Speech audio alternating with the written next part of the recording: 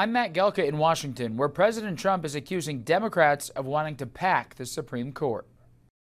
We've got to fight for this. Last month, former Obama administration Attorney General Eric Holder suggested Democrats should make reforming the Supreme Court a top priority if they regain power in Washington, D.C. Supreme Court reform is something that has to be considered. Term limits, I think, at a minimum, potentially expanding the court is something I think that also should be considered. President Trump seized on the comments Monday night.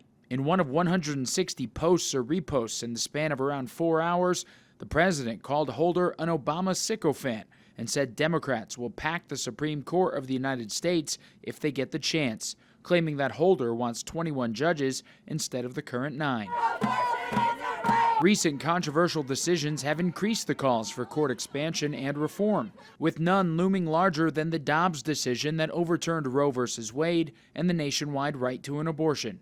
The 2022 ruling tanked the court's favorability among Democrats. A survey by the Pew Research Center from September showed only half the country viewed the high court favorably. It was around 70% in 2020 and is highly partisan now. 71% of Republicans viewed the justices positively compared to just 26% of Democrats. I'm certain we need these reforms.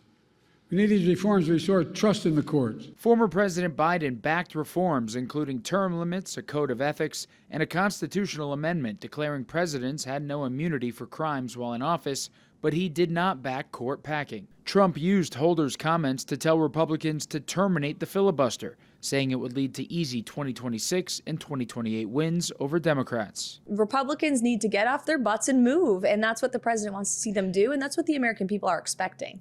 Both Republican leaders in Congress, Speaker of the House Mike Johnson and Senate Majority Leader John Thune, have said the filibuster is not on the chopping block despite the president's pressure. Reporting in Washington, I'm Matt Gelka.